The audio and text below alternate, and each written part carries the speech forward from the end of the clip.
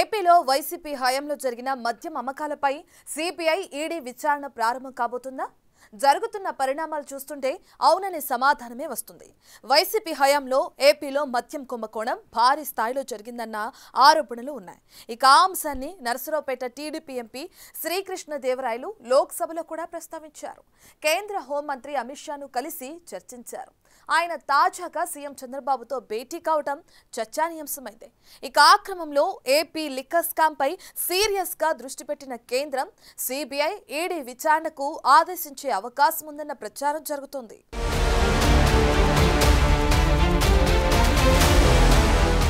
Andhra Pradesh liquor scam YCP మెడకు గట్టిగానే చుట్టుకుంటున్నట్లు కనిపిస్తోంది. కూటమి ప్రభుత్వం వైసీపీ హయాంలో జరిగిన లిక్కర్ స్కామ్ లో వేల కోట్ల రూపాయల అవినీతి జరిగిందని ఆరోపిస్తోంది. ఇప్పటికే ఆ కేసు సిఐడి విచారిస్తోంది. ఈ కేసులో ఎంపీ పెద్దిరెడ్డి మిథున్ రెడ్డి ప్రమేయం పైన టీడీపీ నేతలు ఆరోపణలు చేస్తున్నారు. మిథున్ రెడ్డి కోర్టులో ముందస్తు బెయిల్ కోసం దరఖాస్తు చేసుకున్నారు. అదే సమయంలో నర్సరావుపేట టీడీపీ ఎంపీ లావు శ్రీకృష్ణదేవరాయలు జగన్ హయాం నాటి లిక్కర్ స్కామ్ పై తీవ్ర ఆరోపణలు చేస్తూ ఈ వ్యవహారంపై ప్రత్యేక దృష్టి సారించారు.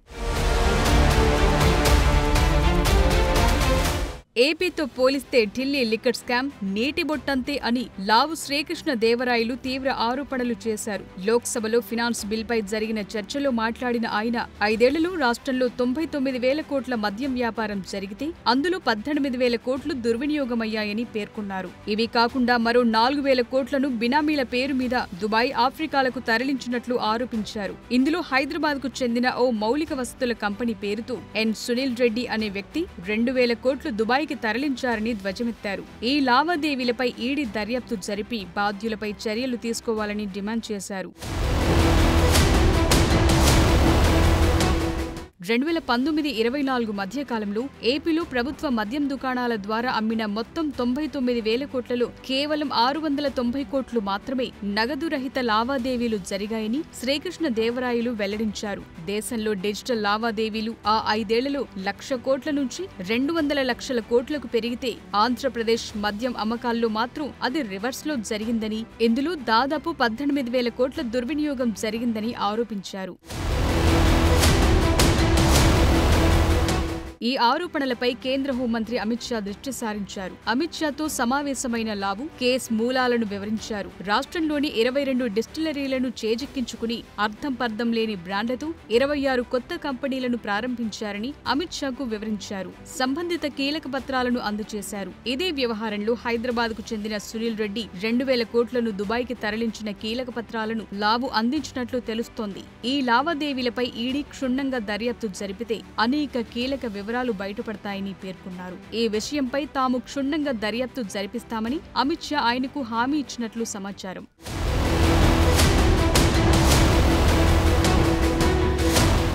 ఢిల్లీ నుంచి వచ్చాక తాజాగా అమరావతిలో సీఎం చంద్రబాబుని కలిసిన శ్రీకృష్ణదేవరాయలు ఢిల్లీ పరిణామాలు వివరించారు. ఏపీ మద్యం కుంభకోణం వ్యవహారం ఢిల్లీలో ఇప్పటికే హాట్ టాపిక్ గా మారింది. ఏపీ లిక్కర్ స్కామ్ పై సీరియస్ గా దృష్టి పెట్టిన కేంద్రం సిబిఐ ఈడీ విచారణకు ఆదేశించే అవకాశం ఉందంటూ ప్రచారం జరుగుతోంది. పార్లమెంట్ సమావేశాలు ముగిసేలోపు దీనిపై ఓ ప్రకటన రావచ్చని ఢిల్లీ వర్గాలంటున్నాయి. ఈ వ్యవహారాన్ని ఏపీ ప్రభుత్వం తీవ్రంగా పరిగణించినట్లు సమాచారం.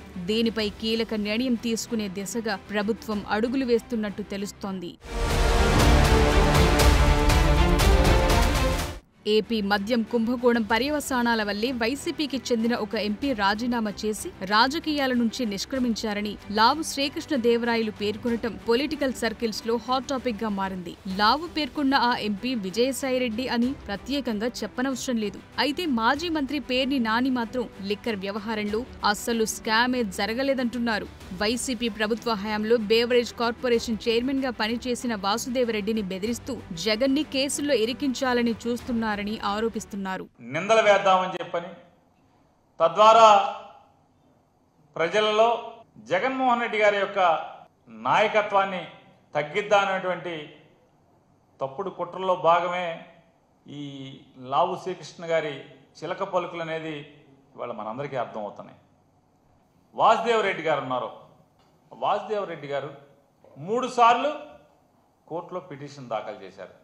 అయ్యా, నన్ను పోలీసు వారు వేధిస్తున్నారు, భయపెడుతున్నారు, భయభ్రాంతులకు గురి చేస్తున్నారు, నన్ను బెదిరిస్తున్నారు, 164 జడ్జి గారి ముందు వాంగ్మూలం ఇవ్వమని చెప్పని తప్పుడు వాంగ్మూలం ఇమ్మని చెప్పని బెదిరిస్తున్నారని చెప్పని వాసుదేవరెడ్డి గారు ఎవరైతే 2019-24 మధ్యలో బెవరేజెస్ కార్పొరేషన్ ఎండీగా చేశారో ఆయన సాక్షాత్తు హైకోర్టు న్యాయమూర్తులకి విన్నవించుకుంటే ఇవాళ అతన్ని అదిరించి బెదిరించి లొంగ తీసుకుని 164 స్టేట్మెంట్లు ఇప్పించి మీకు కావాల్సినట్టుగా అదొక తప్పుడు కేసులో ఏదో రకంగా ఎవరో ఒకరిని అరెస్ట్ చేయాలి వైఎస్ఆర్ కాంగ్రెస్ పార్టీ వాళ్ళని, ఏదో రకంగా జగన్మోహన్ రెడ్డి గారిని అరెస్ట్ చేయాలి.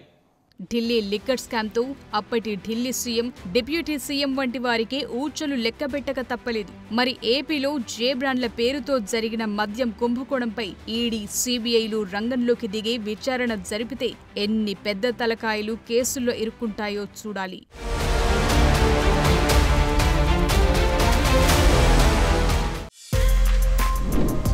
For more videos like this, subscribe Big TV channel.